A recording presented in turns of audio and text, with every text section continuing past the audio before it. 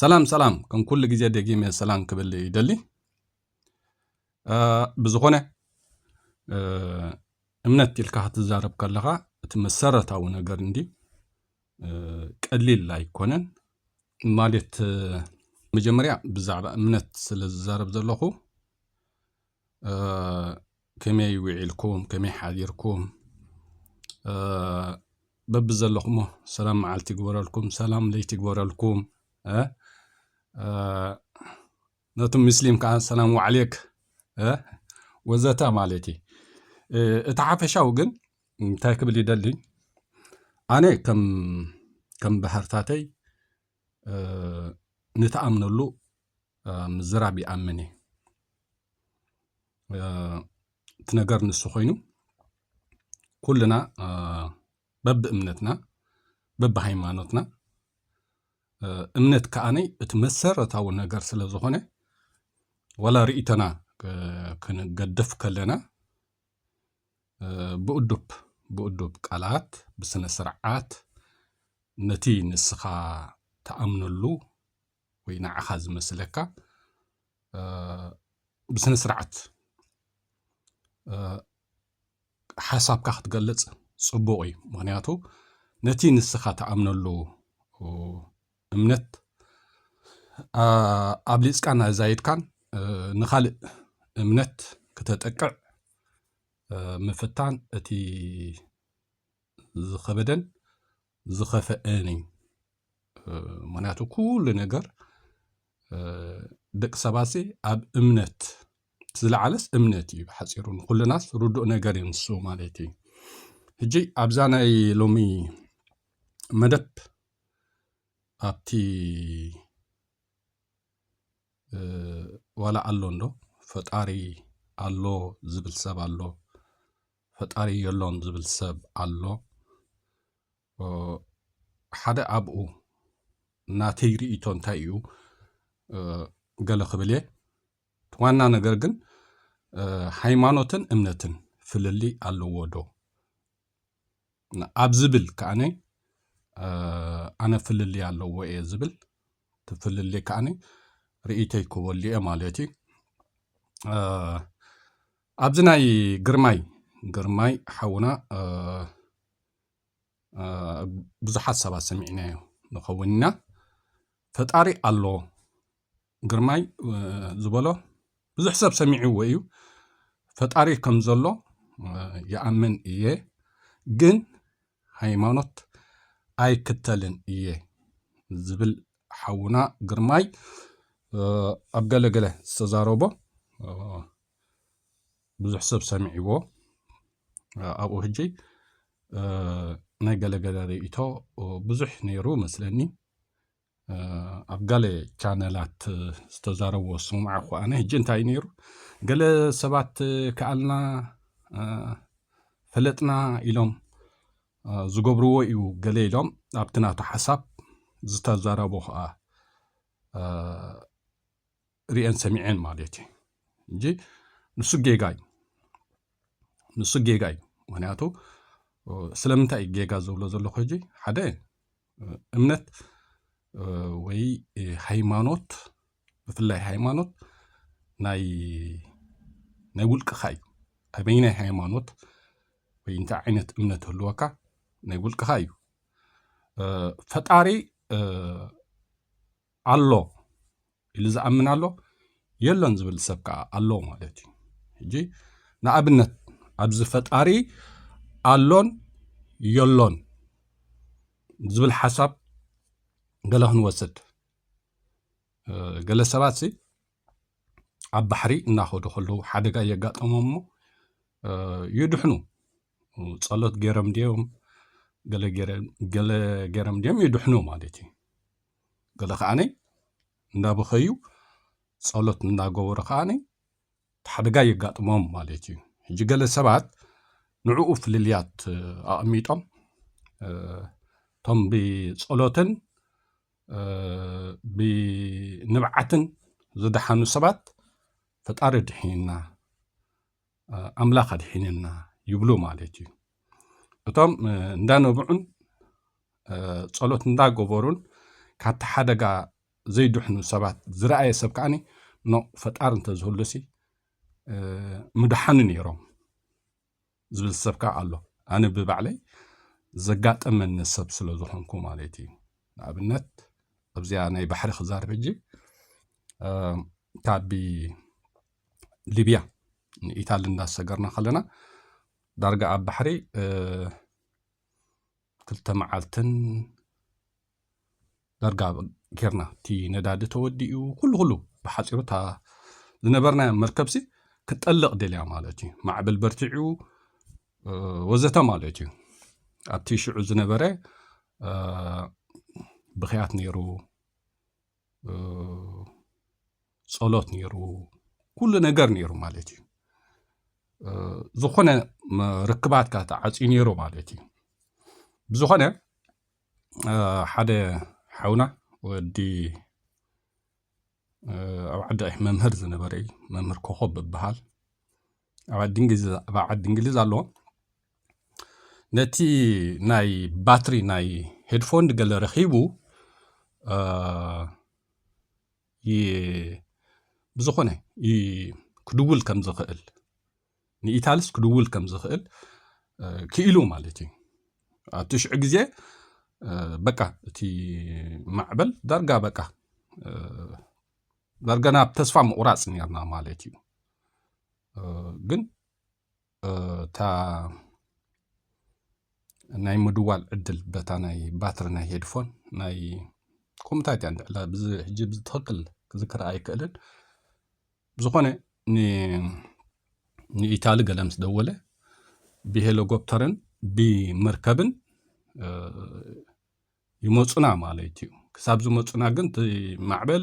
ሓያል ነይሩ፣ ብጣዕሚ ሓያል ነይሩ። ከም ዝበልክዎ 250 ሰባት ኢና ነርና ኣብቲ ሽዑ ግዜ። ብዙሕ ነይሩ፣ ብኽያት ነይሩ፣ ጸሎት ነይሩ፣ ተስፋ ምቑራፅ ነይሩ፣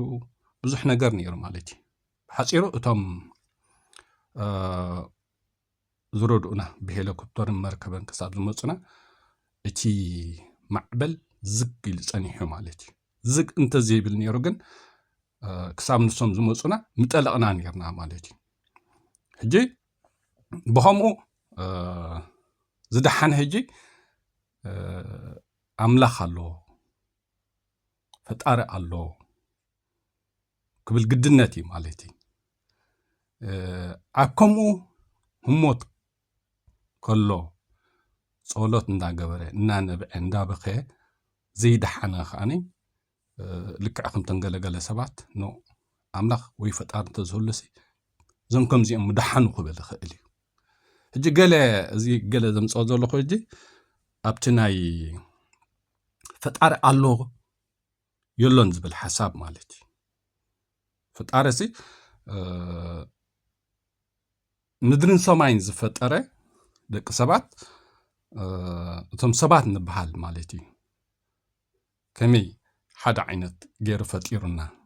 2 እዝኒ 2 ዓይኒ ወዘተ ወዘተ ማለት እዩ።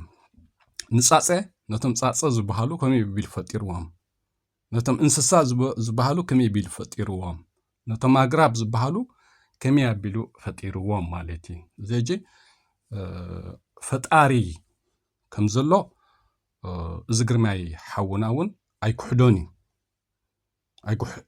እዩ ማለት እዩ። እቶም ገለገለ ትጻረፍዎኒ ግርማይሲ ፈጣሪ ከም ዘሎሲ ይኣምን እየ ክብል ከሎ ሕጂ ልክዕ ኣነ እውን ናይ ፈጣሪ ነገር ከምኡ እየ ዝሪኦ ማለት እዩ። ማለትሲ እንተዘይህሉ ነይሮሲ ኩልና ክንሓስቦ ዘለና ከምዚ ኣቐዲመ ዝበልክዎ እቶም እንስሳ ዝበሃሉ እንስሳ ዘገዳም፣ እንስሳ ዘቤት፣ ደቂ ሰባት ወዘተስ ፍልሊ ኣይመሃለውናን ፈጣሪ ስለ ዘሎ ግን ንምድርን ሰማይን ዝፈጠረ ፈጣሪ ግን ኣብዛ ምድሪ ንኹልና ከመይ ዓይነት ኣፈጣጥራ ፈጢሩና ኣሎ ማለት እዩ። ሕጂ ኣብዚኣ ግርማይ ሓውና ሕጂ ንከምዚ ዓይነት ስለ ዘርኢ ፈጣሪ ከም ዘሎ ይኣምን ዝብል ማለት እዩ። ግን ሃይማኖት ኣይክተልኒ يزبل جي قال السبات جي فطار كنزلو نحت أمن كونكا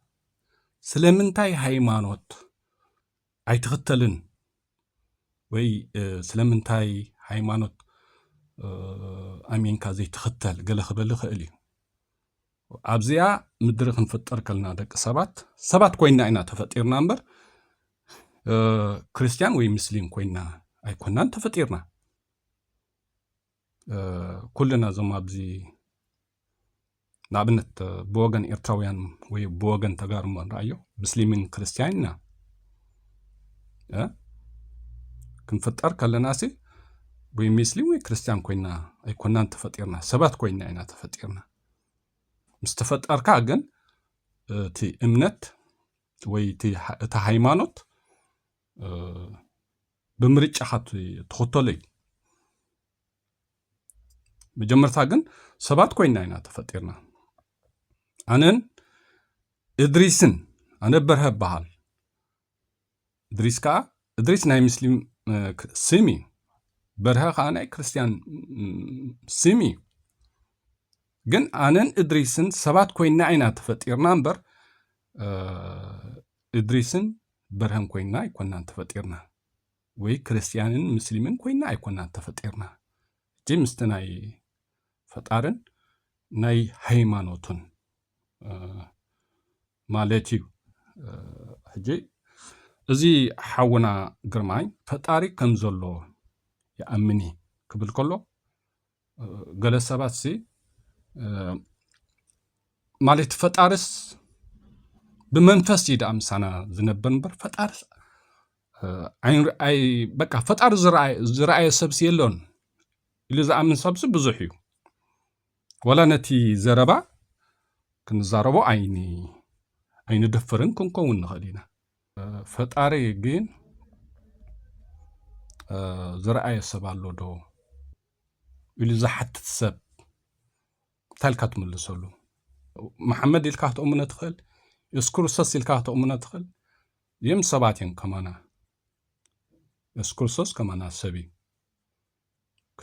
كندي كريستيان كا مسوات زخفله كل واقع زخفله مالتي محمد ون كمون مسلم مالتي يذكر سس كريستيان نملقو محمد مسلم يملقوه مالتي ني يذكر سسن نمحمدن زفطر فطار جن الله سبات غير زفطرهم مالتي حجي ابزي اتم غلغل سبات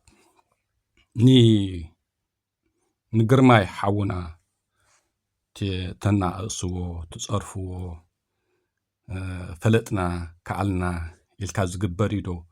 غلغله تبلوسي نعي قنع خويني سمعنن مالتي تاونا نجر فطاري كم زلو يأمن إيه زايز بزلونس فطار خاني ني يسكول سسن نمحمدن زفطاري تم كريستيانن مسلمين نأمن لهم مالتي حتى كريستيان الكاسي يسكول سس مسلم الكها محمد مالتي قلنا عم زفطاري فطار طرحي فطاري يدامبر نيس كورسوس كريستيانيلو ني محمد مسلميلو اي فطرامن دي غرماي فطاري كمزولو يأمن ايه كبل كله نيس كورسوسن محمدن زفطره فطاري مدرن سماين زفطره فطاري سوم سبات سوم انسسا زغدام سوم انسسا زبيت سوم صاصه سوم اغراب سوم كمزي سوم امني سوم حمد إلي زفطره فطاري سوم زلسي يأمن يزو زلو ግርማይ حونا مالتي بدحرو ግን እምነት ኢልካ ሃይማኖት ኢልካ ወዘተ እዚ ሰባት ኮንካ ምስተፈጠርካ ዝመጽ ብስድራሃ ትኮዶ ትኽእል መሪጽካዮ ክትከይድ ትኽእል ብዝተፈላለየ ምኽንያት እቲ ስዕቦ ትኽእል ሃይማኖት ብዝተፈላለየ ምኽንያት ክስዕቦ ትኽእል እምነት ብዝተፈላለየ ምኽንያት ክትስዕቦ ትኽእል ሃይማኖት ኢልካ እምነት ኢልካ ልዕሊ ዝኾነ ፈጣሪ ኢልካ ክትዛረብ ከለኻ ቀሊል ኣይኮነን። መሰረታዊ ናይ ደቂ ሰባት ብዛዕባ ምድርን ሰማይን ዝፈጠረ ፈጣሪ ክትዛረብሲ ቀሊል ኣይኮነን። ግን ሰባት ኢና ክንዛረብ ሓሳብካ ክትገልጽ ግድን ስለ ዝኾነ እምበር ቀሊል ኣይኮነን ማለት እዩ። እጂ ምናልባት ካብ ኣዘራርባ ወይ ገለገለ ግድነት እዩ ንገለ ጉድለት ክስማዓኩም ይኽእል እዩ፣ ንገለ ድፍረት ክስማዓኩም ይኽእል እዩ፣ ንገለ ገለ ክስማዓኩም ይኽእል እዩ። ግን ንሱ ኣይኮነን።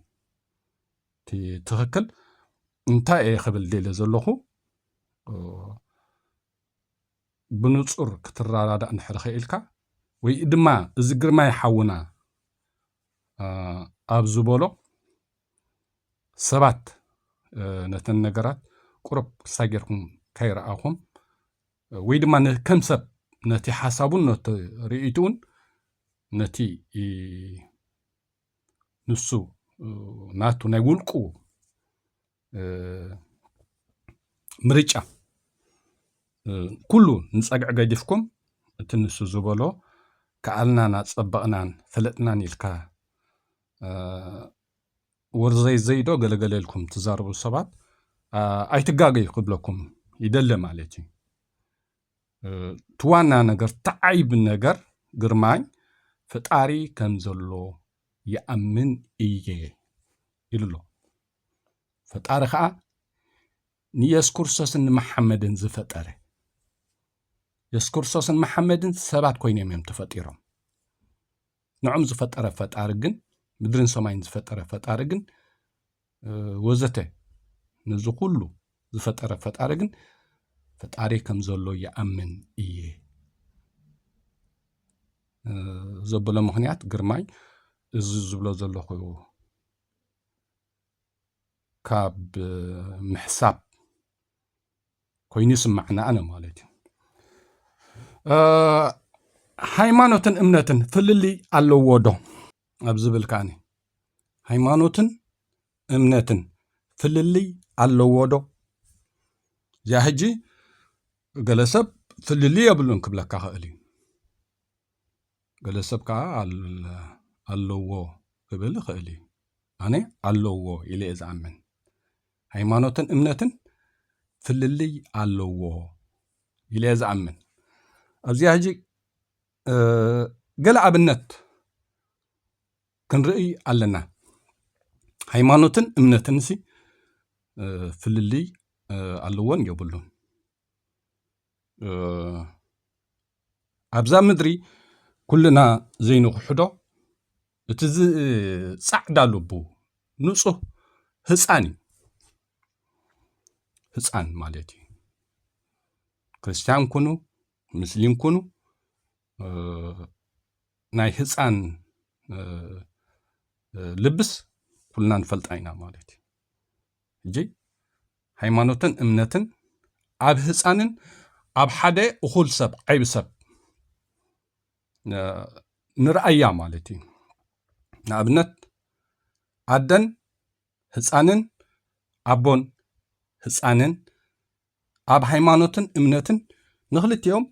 ኮፍ ኣቢልና ንርአዩ። ወላ በብደቅኻ በብባዕልኻን በብደቅኻን ክትሪኦ ትኽእል ኢኻ ነዚ ነገር እዚ ማለት እዩ። ነቲ ፍልሊ ኣሎ ዝብል ኦረዲ ትፍልልያት በዞም ንብሎ ዘለና ኣቐዲሙ ዝረኣየ ሰብ ክኸውን ይኽእል እዩ። ፍልልያት የብሉን ሃይማኖትን እምነትን ፍልሊ የብሉን ዝብል ሰብ ግን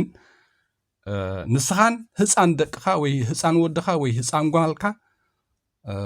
ምስናትካ ነገር ረኣዩ። ኦኬ ህፃን መስጊድ ክኸይድ ከሎ ወይ ቤተክርስትያን ክኸይድ ከሎ ህፃናት ኣዝዮም ሕጎሱ ንሪኦም ኢና። ሕጎሱ ማለት እዩ ኣብኡ ከይድካ ነቲ ኣብኡ ዝረአ ፈትየሞን ምስ ህፃናት ክራኸቡ እቲ ልብስታት ክርእዩ እቲ ሰብ ተኣኪቡ ርእዮም እቲ ኣብኡ ዝተፈላለየ ዝርእይዎ ስእዩ ዕግበት ናይቶም ህፃናት نابتي بتكريستيان وي نابتي مسجد مخاد حاجز فترة لهم ناو مخاد أزيم زقبلوه وي ناو مخاد أزيم مالسي فلي نجار يحجسوا سنات مالتي ولا زن أبناء كريستيان تاريخاسي ساون تدك 3 عامت ولا سي أبدك نستي هسانات من رأيه زريعة خدينا تحويسا تريئن مالتي نتا هيمانوت فليت أنا أدين ولاس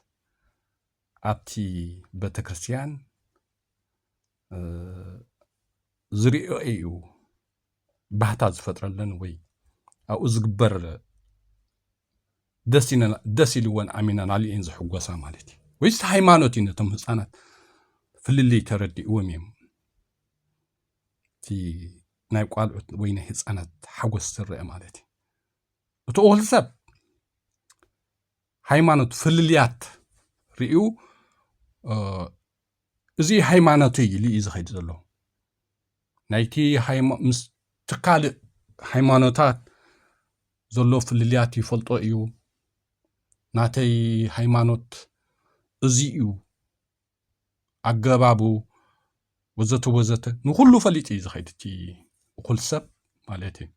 تهسانجن مجمرتا ولد وسطوه أو مسقال عتلالي أو إشاقات ديو مرحت هيمانوت ديو لبستات ديو ريو إيز حقوس يفوتوا لبو صعداي والحنتي نتا دست بلو نجر ريو إيز حقوس هسان مالتي جن نتي هيمانوت كريستيانين مسلمين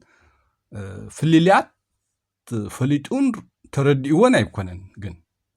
وخل ساب جن هيمانوتن امنتن حد يكونن هيمانوت كال هيمانوتات كنزلو فليتي تي وخل ساب زخيت هجي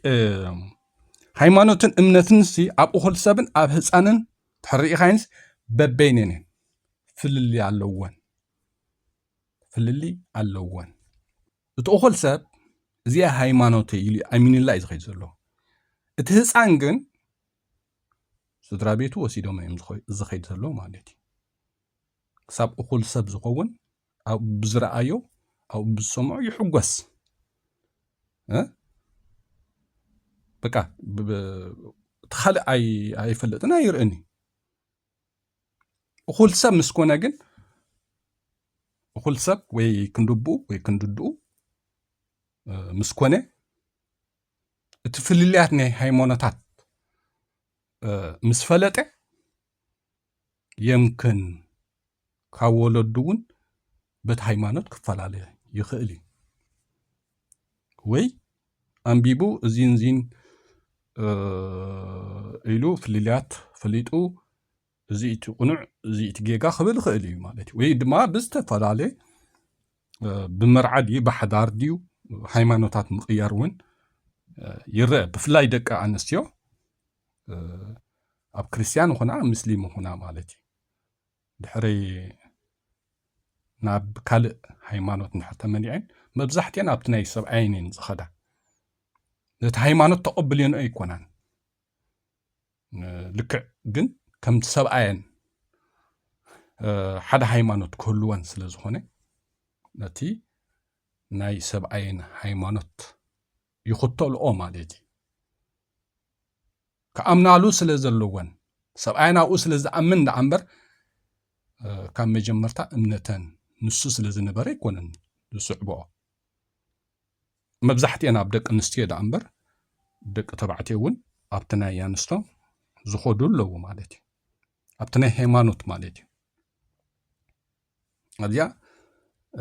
حدا نصور نجار نرئ لنا مثلا مالتي سابت مرعو حنتو قان سيتسي مسلم تسنح وي كريستيان تسنح مالتي نعم مسلم وينا كريستيان والتبعتين مستمرعت هيمانوت تغير ኣሚንያትሉ ይኮነት ንትቕይር ዘላ ታ ሃይማኖት ሰብኣያ ካልእ ሃይማኖት ስለ ዝኽተል ልዕሊ ሃይማኖት እንታይ ኣቐዲማ ኣላ ኣብዚ ሕጂ ሓዳራ ኣቐዲማ ኣላ ሓዳራ ኣቐዲማ ኣላ መብዛሕትአን ደቂ ኣንስትዮ በቲ ናይ ቦት ተባዕታይ ወይ በቲ ናይ ሰብኣየን ክኸዳ በቃ እቲ ባህሊ ናይ ሕብረተሰብ ስለ ዝግድደን እምበር ሃይማኖተን ንኽቕይራ ባህገን ወይ እምነተን ስለ ዝኾነ ይኮነን ሕጂ ሃይማኖትን እምነትን ፍልልይ ኣለዎ ህፃንን እኹል ሰብን ኣምፂና ኣለና ብዛዕባ ሓዳር ጓል ኣንስተይትን ወዲ ተባዕታይን ኣብ ክርስትያንን ኣብ ምስሊምን ከዓ ገለ ኣብነት ኣምፂና ኣለና ስለዚ ሃይማኖትን እምነትን ፍልልይ ኣለዎ ኣነ ዝኣምነሉ በዘን ነገራት እዚአን ሃይማኖትን እምነትን ፍልልይ ኣለዎ ኣብዚ ሃይማኖትን እምነትን እንታይ እዩ ፍልልዩ ዝብል ልክዕ ዛረባ ዝፀናሕኩ እየ ካልእ ንእግረ መገድና ብዛዕባ እምነትን ሃይማኖትን ተወሳኺ ክንሪኦ ዝደልዮ ከዓ እንታይ ኣሎ ልክዕ ከምዚ ኣብ ስክሪን ተጠቒመሉ ዘለኹ ትግርኛ ሕጂ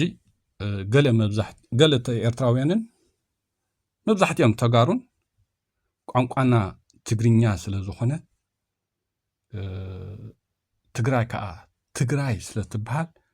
ተጋሩ ኢና ኢሎም ዝኣምኑ ሰባት ኣሎ ዳርጋ ተጋሩ መብዛሕትኦም ከምኡ ይኣምኑ ገለ ኤርትራውያን ከዓኒ ብከምኡ ዘተኣሳስርዎ ኣለዉ ስለዚ ንዓኣ መረዳእታ ወይ ናተይ ርእቶ ክቐምጥ ስለ ዘለኹ እየ ከዓ እዚኣ ከምዚ ኣቢለ ቀሪበያ ዘለኹ ማለት እዩ ሕጂ ትግርኛ ተጋሩ ወይ ትግረ ዘብል እንተኮይኑ እየ ዝብል ዘለኹ ሕጂ ትግርኛ ተጋሩ ወይ ትግረ ዘብል እንተኮይኑ ክርስትና እውን ሰዓብቲ ክርስቶስ ጥራይ ዘይኮንና እዛ ዘይኮንና ትብል ዘላ ብኸምኣ ተረድእዋ ኣብቲ ፅሕፈት ዝጎደለ ነገር ኣሎ ክርስትና እውን ሰዓብቲ ክርስቶስ ጥራይ ዘይኮንና ክርስቶስ ኢና እንዲኣ ከም ዘላታ ንርአያ ትግርኛ ስለ ዝኾነ ቋንቋና ነቶም ክርስቲያን ኤርትራውያን ተጋሩን ማለት እዩ ወይ ድማ ምስ ትግርኛ ወይ ምስ ቲ ኣመሳሲልካ ዝርአ እውን ኣሎ ትግርኛ ተጋሩ ወይ ትግረ ዘብል እንተ ኮይኑ ክርስትና እውን ሰዓብቲ ክርስቶስ ጥራይ ዘይኮንና ክርስቶስ ኢና ክንብል ንኽእል ኢና ማለት እዩ እንድሕሪ በቲ ኣስማት እንድሕሪ ከምዝን ክንብሎ ንኽእል ኮይንናሲ ኦኬ ትግርኛ ስለ ዝኾነ ቋንቋና ተጋሩ ወይ ትግረ ዘብል እንተ ኮይኑ ክርስትና እውን ሰዓብቲ ክርስቶስ ጥራይ ዘይኮንና ክርስቶስ ኢና ስለምንታይ ሕጂ ኣስማት ኣብዛ ምድሪ ሲ ደስ በለካ ተቐያይሮ ኢኻ ስም ሃገር ክትቅይሮ ትኽእል ኢኻ ስም ዓዲ ክትቅይሮ ትኽእል ኢኻ ስም ሓደ ጎቦ ክትቅይሮ ትኽእል ኢኻ ኩሉ ነገር ማለት እዩ ነቲ ዝፈጠረካ ፈጣሪ ኢየሱስ ክርስቶስ ግን ክትቅይሮ ኣይትኽእልን ደቂ ሰባት ብዝፈጠሩዎ ኣስማት ድዩ ገለ ድዩ ብኡ ከምዚ ኢና ትብል ንድሕር ኮንካ እሞ ንሕና እውን በቲ ዝፈጠረና ፈጣሪሲ ንሕና ንሱ ኢና ክንብል ኣለና ማለት እዩ ሰዓብቲ ክርስቶስ ዘይኮንናሲ ክርስቶስ ኢና ትዛረበሉ ሕጂ ወላ ብፅሑፋት ንኣብነት ኣበይ እምነት ኢልካ ፈጣሪ ኢልካ ክትዛረብ ከለኻሲ በቲ ፅሑፍ ዝርእይዎ ሰባት ኣለዉ ولا بزي مزامرات زرئيو اللو ولا بصولات قلقلة زرئيو اللو كل زي صولات كل زي مزامرات سب صحفي هذا نفع صحفي مزمور كصحف خالي صولات كصحف خالي حجي قال السبسي ولا زي صولات تكبر صولات هجسي كلنا دينا أنا أبناء مسلم كمي I don't know أبناء كريستيان جنسي درجة كل جزء زكايا يرد صولات الله كل جزء مزمرات كان كم زين سمعوا مالتي تقال سبات بتي امنت مرة تعشو مثل زغبرو سب صرح زي مسلم الله ولا هيمان زي صولات دي ولا مزامرانسي تي مزمور رسي سب فطر كم صرح زي أمن سبات الله بتحيال امنت أبتا هيمانوت مالتي بتحيال امنت أبتا هيمانوت زي صولات دي زي مزمور دي وزتسي سب صحيفو كم زدالوه زي أمنو سبات الله جزم كم زي معين السبات بخمزة عينت نزي هيمانوت فطاري امنت إلكا تزارب كلها أي سمعو قانيا دولوغن تحكي قطري زلكا مالسي بناتكا سمعي طرح كتعبل اللي بالكان نابنت أبزنا تمكت جنرايو تمكت أرثوذكس كتاليق قلقل مسلنين حسان أب 4 معلت ديو أب 8 معلت يطمق مالتيو قال نسيتي أب 8 معلتا وتبعتها ب 4 معلتو مالتي زيجي أب أرثوذكسن أب كتاليقن قال امنتات ونهلو مالتي زيجي تحسان أبزي معلتات زي خطمق الله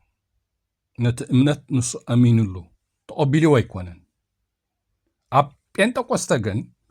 تمقات اخل سمس كوني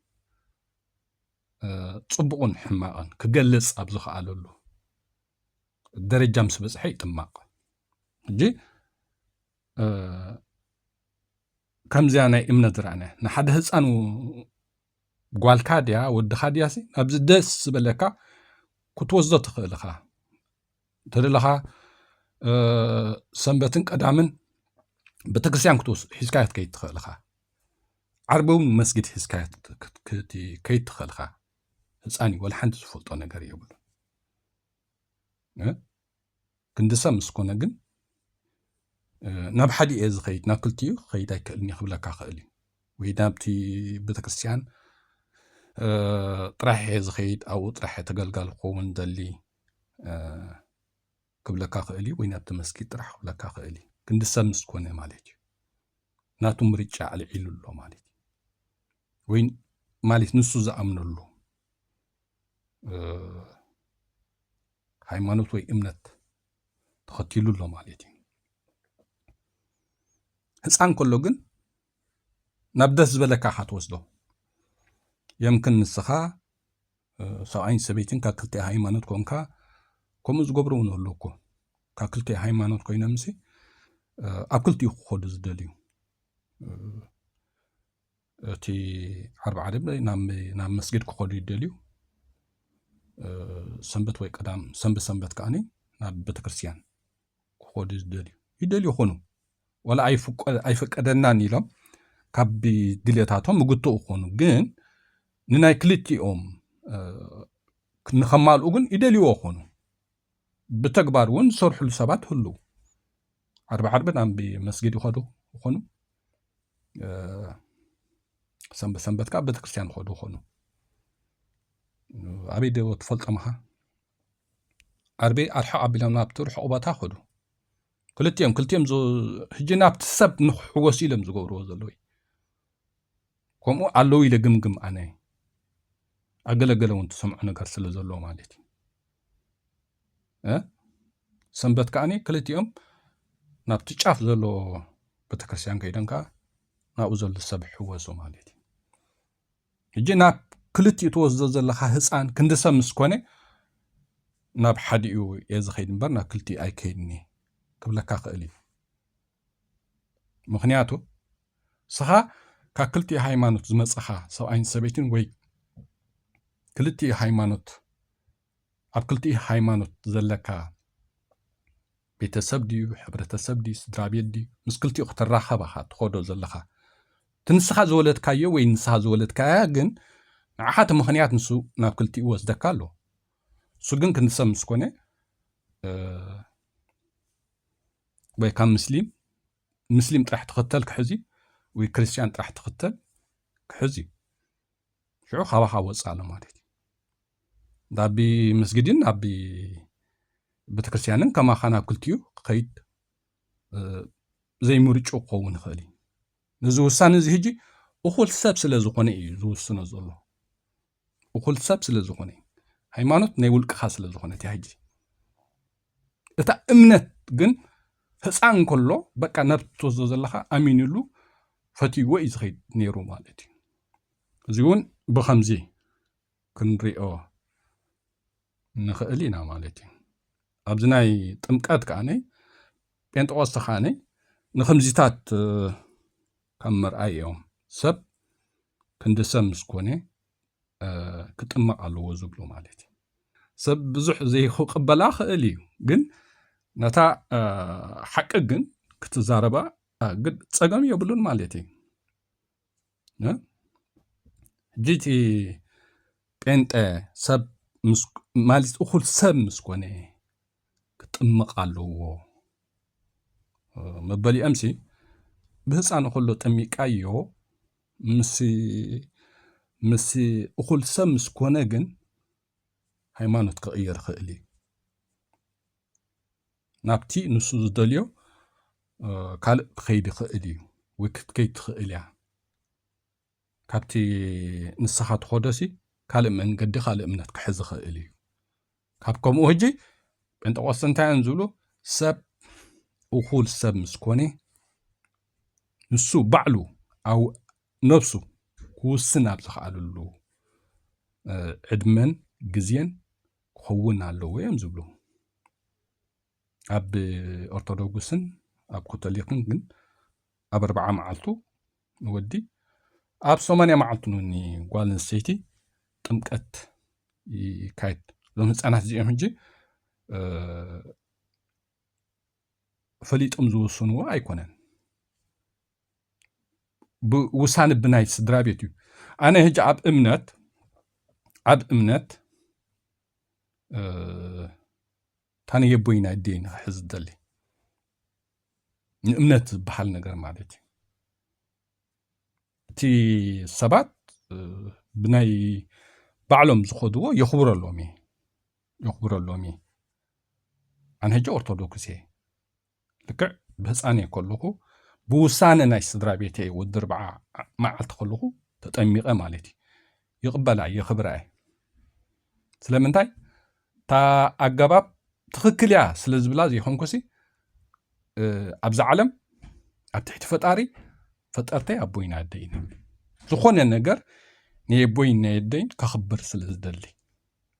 ስለዚ ዝኾነ ነገር ካብ ኣቦይን ካብ ኣደይን ዝረኸብክዎ ወይ ዝተቐበልክዎ ኣይ ብኡ ክኸይድ ዝደሊ ክቕይር ኣይደለን ወላ ሃይማኖት ውን ወላ ገለ ኾንሲ ክቕይር ኣይደለን ማለት እዩ። ኣብ ትሕቲ ፈጣሪሲ ፈጠርተይ ኣቦይን ኣደይን እዮም ወላ ከምዚ ሕጂ ዝዛረቦ ዘለኹ ርእቶ ከምዚ ክኸውን ነይርዎ ከምዚ ዝብል ሓሳብ ዋላ ይሃልወኒ ግን ነቲ ናይ ኣቦይን ናይ ኣደይን ግን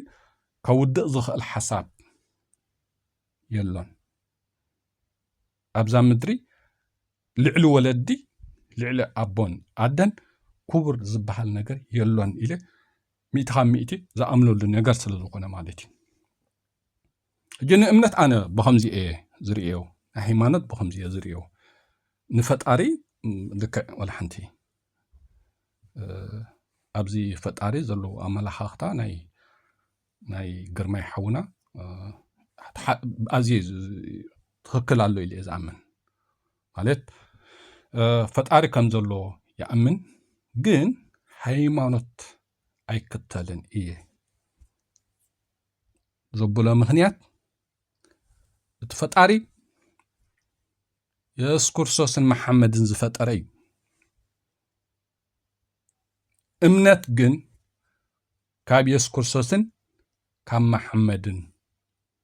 ዝተኸተልናዮ እዩ እዚኣ ከንዘላታ ክንሪኣ ኣለና እምነት ከዓኒ ንሰብ ከተኽብረሉ ጥራሕ እዩ ዘለካ ሃይማኖት ከተኽብረሉ እዩ ዘለካ ንሰብ ሃይማኖት ናይ ውልቂ እዩ ንስድራ ቤት እውን ዝውክል ኣይኮነን ብተመዓዒትካ ናይ ኣቦን ኣደን ውሉድን ወላድን ኮንካ ትኸዶ ደኣ እምበር ሃይማኖት ናይ ውልቂ እዩ ናይ ውልቂ እዩ ኢለ ይኣምን ኣነ ስለምንታይ ከም ዝኣምን ካነ ደቂ ሰባት ኮይንና ጥራሕ ኢና ተፈጢርና እምበር ሃይማኖት ክርስቲያን ወይ ሙስሊም ሒዝና ይኮናን ናብዛ ምድሪ ዋላቲ ምድርን ሰማይን ዝፈጠረ ፈጣሪናሲ ሃይማኖት ወይ ክርስቲያን ገይሩ ኣይኮነን ናብዛ ምድሪ ኣምፂና እቲ ኢየሱስ ክርስቶስን መሐመድን ዝፈጠረ ፈጣሪሲ ሰባት ገይሩ ኢዳ ፈጢርና እምበር ክርስቲያን ወይ ሙስሊም ገይሩ ኣይፈጠረናን ሰባት ገይሩ እዩ ናብዛ ምድሪ ምፂና ሰባት ገይሩ እዩ ፈጢርና ነገር ንሱ ስለ ዝኾነ ሕጂ ሃይማኖት ኣብዛ ምድሪ ደቂ ሰባት ክርስቲያን ሙስሊሚ ኢልካ ኢየሱስ ክርስቶስን መሐመድን ተኸቲልካ ተኸዶ ደኣ እምበር ኢየሱስ ክርስቶስን ንመሐመድን ዝፈጠረ ፈጣሪ ግን ሰባት ገይሩ ይፈጢሩና ሙስሊምን ክርስቲያንን ፈላልዩ ኣይኮነን ፈጢሩና ስኹም ሙስሊም ንስኹም ክርስቲያን ኢሉ ኣይኮነን ፈጢሩና ፈጣሪ ኢየሱስ ክርስቶስን መሐመድን ዝፈጠረ ፈጣሪ ሰባት ገይሩ እዩ ፈጢሩና ስለዚ ንእምነት ወይ ንሃይማኖት ብኸምዚ ክንሪኦ ንክእል ኣለና ንዝኾነ ሰብ ሃይማኖቱ እምነቱ ከተኽብረሉ ክትክእል ኣለካ ሃይማኖት ሎሚ ክርስቲያን ኣለኻ ፅባሕ ሙስሊም ክትከውን ትኽእልኻ ፅባሕ ሙስሊም ኮንካ ድሕሪ ፅባሕ እውን ክርስቲያን ክትከውን ትኽእል ኢኻ ስለዚ ኣብዚ ናይ ሃይማኖትን እምነትን ሓደ እኹል ሰብን ህፃንን ኣብነት ኣቕሪበ ኣለኹ ብሓዳርን ብደቂ ኣንስትዮን ከኣርኢና ኣለና ማለት እዩ ወዘተ ወዘተ ቁሩብ ክሕግዘና ይኽእል እምበር ብዛዕባ ፈጣሪን ሃይማኖትን እምነትን ኢልካ ክትዛረብ ቀሊል ኣይኮነን ኣነ ብወገነይ ማለት እዩ ደፊረ እውን ክዛረቦ ዝከኣል ኣይኮነን ግን ርእይተኻ ከተቐምጥ ከዓ ወላ ሓንቲ ፅላእ ነገር ኣይኮነን ፅላእ ነገር ኣይኮነን ትዋና ነገር ግን ሃይማኖትን እምነትን ክትብል ከለኻ ሰብ ንዝኾነ ሰብ ክትኽብረሉ ትክእል ኣለካ ኣብ እንስሳ ዝኣምኑ ከሉ ሃይማኖቶም ኣይትንግ ብበዓል ህንዲ ገለሲ ኣብ ብዕራይ ዝኣምኑ ኣለዉ ብዕራይ ኣብ እንስሳ ዝኣምኑ ኣለዉ እምነት ሃይማኖት ናይ ውልቂ ስለ ዝኾነ ንዝኾነ ሃይማኖት ንሰብ ከተኽብረሉ እዩ ዘለካ ወላ ሰብኣይን ሰበይትን ካብ ክልተ ሃይማኖት ዝመፁ ከተኽብረሎም እዩ ዘለካ ተኽብረሎም እዩ ዘለካ ማለት እዩ ኣገለገለ ሕብረተሰባት ሕጂ ብጣዕሚ ይሽገሩ ስኽና ከምዚ ናብ ሙስሊም ተመርዒኺ ስኽና ክርስቲያን ተመርዒኺ ወዘተ ወዘተ እናበልካ ኣብ ኤርትራ ውንሲ እቲ ነገር ድሓን ይምሽ ትብሎ ኣገለ ስድራ ቤታት ከዓ ኣሎ ብጣዕሚ ማለት እዩ ጂቲ ዋና ነገር ሃይማኖት ሲ በቃ ብልሓንቲ ስኻ ብብዙሕ ነገር ተኣትዎ ነገር እዩ بحضار تأتو تخلها بفقر تأتو تخلها نتو صحفات أبي قرآن أب مصحف قدسون نخلتيو أنبيبكا نخلتيو رئيخا زمستكا تأمنولو زي تحكي زبلكا مهنيات أبقل يخص أنحا خيلي قال سباسي علو مصحف قدسون قرآن نخلتيو معره زفلطون زنببون مالتي أنا مالت كلنا زي نخدي دك سبات زخونة صحف بدك سبات يزد عليه بكئلاتات بمهورات تصنيعو أبزا مدري امنت كخو هلو قدنا اللو ولو نقدن كل اللو ومبر امنت امنت تزي بالكاسي بطعم خبيدي جيز أبزي قرماي حونا بزخطلو هيمانتي يبلين مبالو أنا هجي حسابي جن سب كوين جن تخطلو هيمانت كل وكا صبوي جن زي كتلو السبات كا حمزة لوكا بفلاب زي ربويان معرف حاجة راسي بزح سبالو هيمانت زي كتل مالتي زي هيمانتي زي بالسبسي بزحلو مالتي تخبروا له تقول لك قد النسخة هيمانون تعلني أم بتكسيان خيدة أم مسجدي خيدة سلتبل نتي أنا هيمانوت أي كتلني أكلتي أي كين زولكا صب بخالق تقول صية بالكان طوانا أنا قرش هبزان مدري سبات كوين أنا تفتيرنا أمبر هيمانوت دي حرز مسعي هيمانوت دي حرز مسعي سبات كوين أنا تفتيرنا ني يسكرسوسن محمدن زفتره فتاري سبات جيري دا فتيرنا أمبر سون مسلم سون كريستيان يلو أي فترنا امنت هيمانوت دي حرز مسعي جي زخطو لهيمانوت يبلين كبلك هالو حدث كم زبل زلو مخنيات انت الكهاني زهجي قال بزعمي رئيتي زبل زلو خي تي مخنياتنا كم زقتو مالتي زغوني أبزي ناي هيمانوت سبز أمنلو كتخبرو له تقلال لك زي هيمانوت قليل يكونن زعبا فطار مزراب قليل يكونن من البات قال سبات بخال عيتر أيوه بالدفرات قال عيتر أيوه تي نجر مالتي سب نحر حسابه كزارب نحر خيلو رئيتو زمسلو نحر كزارب نحر خيلو قال خرم زقبو نجر الله مالسي زخون الصحف أبي مصحف قدس هون أب قرآن هون أب ناي صولتات هون أبي ناي مزامران هون بقى سب كم صحافو زي أمن سبات الله جي زي زخون الصحف بسبي صحف بسبي زدالو جي أب صحفات سبات زين كزارو بخلو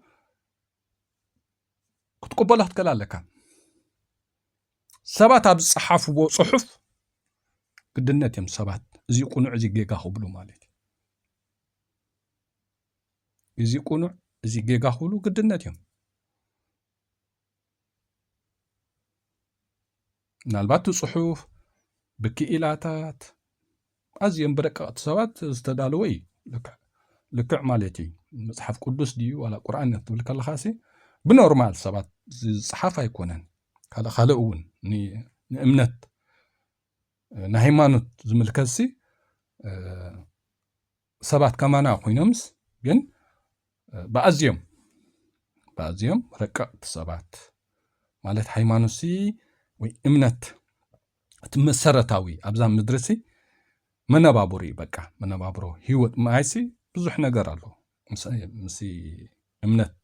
فطار متأثر نحزي بالكاسي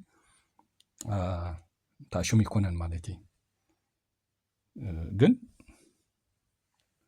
هيمانوت فطاري امنت ሰባት ፈላልዮም ክርእይዎ ከለዎ ኻኒ ኣብቲ ፍልሊ እንታይ እዩ ኢልካ ክትሪኦ ዘለካ እምበር ግድን ከምቲ ንስኻ ተኣምኖ ኩሉ ሰብ ከምኡ ክኸውን ክትፅበዮ የብልካን ሃይማኖት ብውልቅኻ ትውስኖ እዩ ስለዚ ኣብዚ ዝብሎ ፅንሕኹ ንዓይካ መምሃሪ ክኾነኒ ሃይማኖትን እምነትን ፍልሊ ኣለዎ የብሉን ኣብ ዝብል ኣብ ኮመንት ኻኒ መሃሪ ነገር ድሕሪ ገዲፍኩም ንኣነ ዝመሃረሉ ነቲ ኮመንት ሪኦም እውን ክመሃሩ ዝኽእሉ ሰባት ከዓ ክመሃሩ ይኽእሉ እዮም እየ ሕጂ እምነት ሃይማኖት ክብል ከለኻ ብምክብባር ኢኻ ነቲ ነገር ክትሪኦ ዘለካ ክትዝንፅል የብልካን ኣብቲ ሓደ ሃይማኖት ስለ ተኣምን ነቲ ሓደ ሃይማኖት ከተጥቅዖ የብልካን